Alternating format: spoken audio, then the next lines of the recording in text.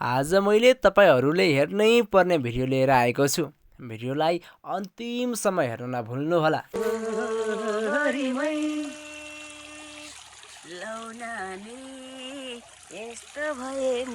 आज हामी गायक अमृत विकसँगै सल्यानको वनस्पतिमा गयौँ।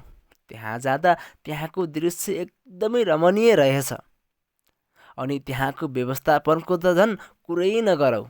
साथीहरू सम्पूर्णमा नमस्कार। यति बेला भने हामी सल्यानको वनस्पतिमा छौँ। तपाईँहरूले देख्न सक्नुहुनेछ। यति बेला भने हामी चाहिँ आज तपाईँलाई यस्तो रमाइलो रमणीय दृश्य देखाउने छौँ कि भिडियोलाई अन्तिमसम्म हेर्न नभुल्नुहोला।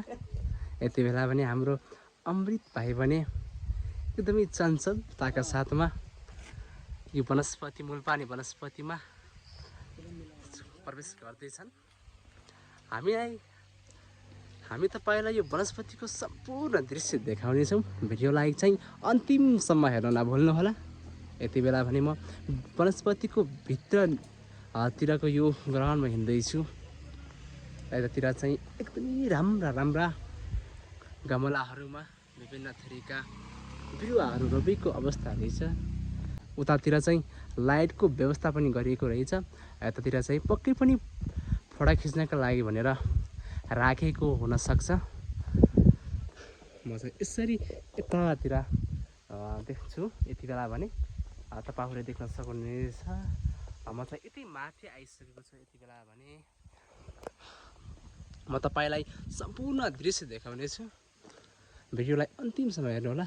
यतातिरको यो भूभाग चाहिँ एकदमै राम्रो लाग्यो। यतातिर चाहिँ खोल्सा रहेछ, तर पनि यहाँको यो व्यवस्थापन देखेर मलाई चाहिँ एकदमै राम्रो लाग्यो।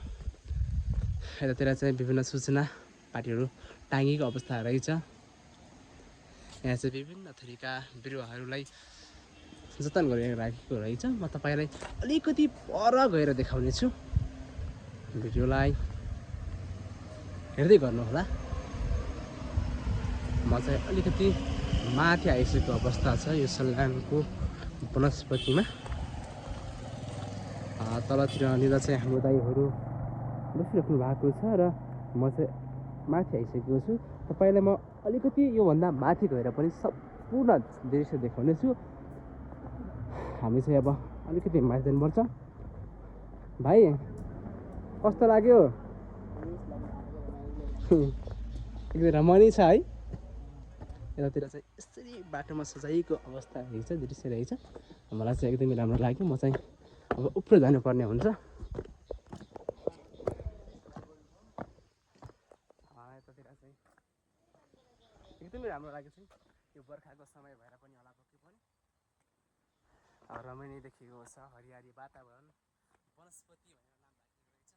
साँच्चै नै हरियाली वनस्पतिले छाएको अवस्था रहेछ। यहाँतिर चाहिँ ठाउँ रहेछ। यतातिर देखाउनेछु म तपाईँहरूलाई। यतातिर चाहिँ कृपया नाम दर्ता गरेर मात्र जानुहोस् भन्नुभएको रहेछ, लेख्नुभएको रहेछ। हामी चाहिँ नाम दर्ता गरेर माथि प्रवेश गर्ने नै छौँ र तपाईँलाई सम्पूर्ण दृश्य देखाउने नै छौँ। हाम्रो भाइले चाहिँ नाम दर्ता गरेर जाँदै हुनुहुन्छ।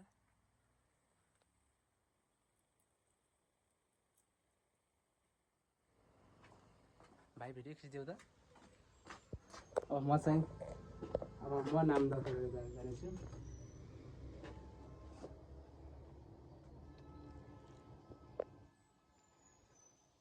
मैले चाहिँ नाम दर्ता गरिदिन्छु।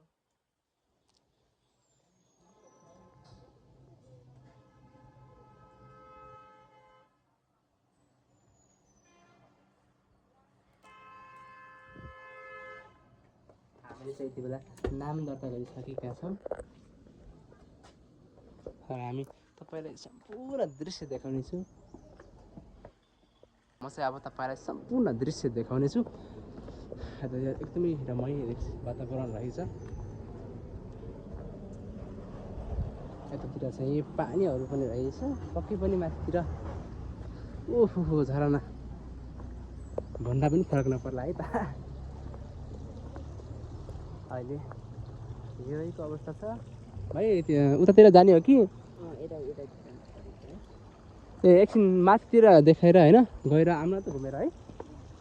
हामी चाहिँ एकछिन अलिकति माथितिर गएर घुमेर तर आम भन्ने सोच भयो कता यताबाट जाऊँ न त उतातिर बाटो घुमेर हामीलाई है हामी चाहिँ अब माथितिर घुमेर फेरि तलतिर आउने भन्ने सल्लाह भयो र हामी माथितिर जाँदैछौँ यति बेला भने यहाँ चाहिँ एकदमै राम्रो व्यवस्थापन रहेछ तपाईँहरू पनि आउन सक्नुहुनेछ घुम्नको लागि हामी चाहिँ योभन्दा पनि माथि जानेछौँ नि पहिला माथि जाऊँ त्यसपछि हामीलाई है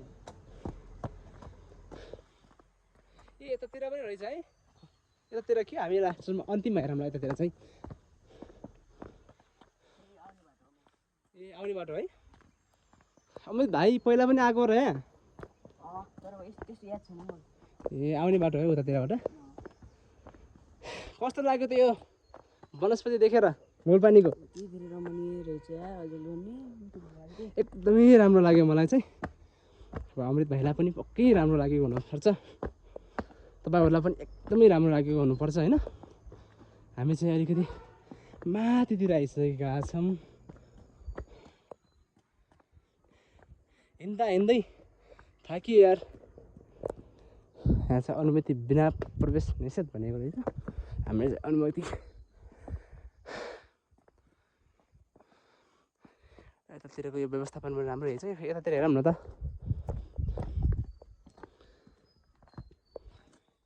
यतातिर यो के हो हामीलाई त नाम ठ्याक्कै थाहा भएन तर पनि तपाईँहरूलाई देखाएका छन् यदि तपाईँहरूलाई यसको नाम थाहा छ भने कमेन्ट बक्समा गएर कमेन्ट गर्न नभुल्नु होला अमिला रहेछ यतातिर त्यसपछि यतातिर बार गरिरहेको अवस्था रहेछ माथितिर जाऊँ त्यसपछि तलतिर जाउँला भाइ भिडियो सिडियो गरौँला हुन्छ है फोटासोटा पनि खिच्नै पऱ्यो यहाँ आइसकेपछि फोटा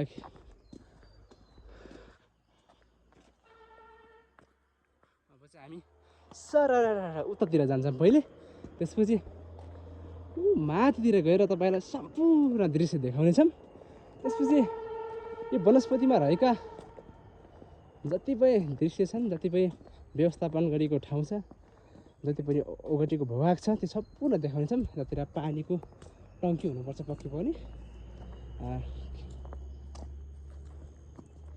पानी चढाइको लागि यहाँको व्यवस्थापन चाहिँ एकदमै राम्रो रहेछ मलाई चाहिँ एकदमै राम्रो लाग्यो अमृत भाइलाई पनि राम्रो लाग्यो भन्दै हुनुहुन्थ्यो होइन हेर्नुहोस् ओहो कति गजबको वातावरण हो साँच्चै नै राम्रो छ है साँच्चै नै रमणीय छ साँच्चै एउटा सानोतिनो स्वर्ग चाहिँ यहीँ भेटिन्छ है साथीहरू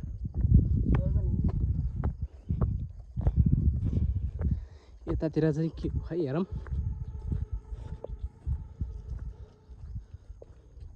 जीवनको लागि वनस्पति भनेको छ एकदमै पनि पक्कै पनि होइन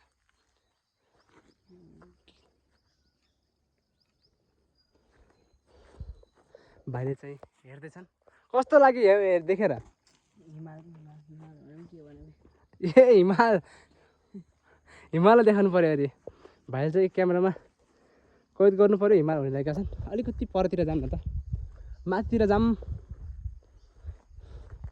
के थियो होइन यतातिर बस्नको लागि व्यवस्थापन पनि गरिरहेको रहेछ एकदमै राम्रो रहेछ है भाइ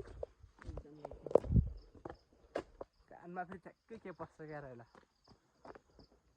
हामी चाहिँ यति बेला हेरिरहेका छौँ देख्न सक्नुहुनेछ हामी चाहिँ तपाईँलाई उता माथितिरको टप्पै ठाउँमा गएर सम्पूर्ण दृश्य देखाउनेछौँ तपाईँ धैर्य गर्नु होला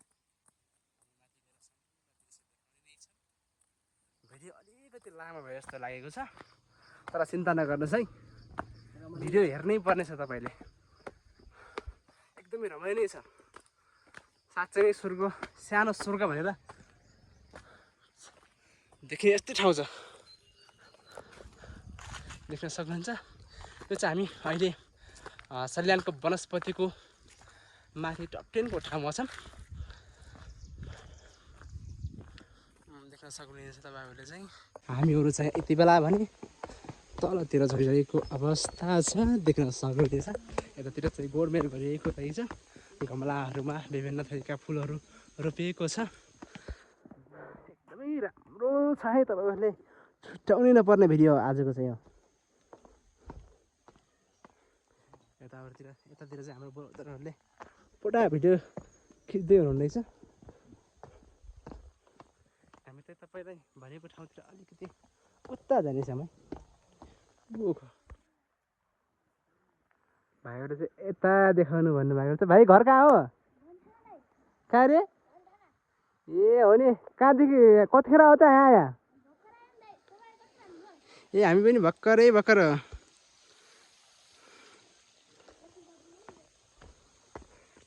हाम्रो अमृत भाइ चाहिँ कति छिटो उतातिर पुगिसकेका छन् त यतातिर गमलाहरूमा विभिन्न थरीका फुलहरू बिरुवाहरू रोपेको रहेछ अहिले भने हामी अमृत भाइले भिडियो गराम दाइ भन्दै हुनुहुन्थ्यो त्यही भएर हामी अमृत भाइको आग्रह अनुसार भिडियो बनाउन आएका छौँ यो झरना देख्न सक्नुहुन्छ तपाईँहरूले एकदमै रमणीय छ आजको भिडियो नछुटाउनु होला ल भाइ एउटा गीत जाओस् नि त बाटो डोरी कालो लामो छैन जस्तै केसैमा गुन्यो चोली मिठो बोली फस्यो केटो त्यसैमा हरिमै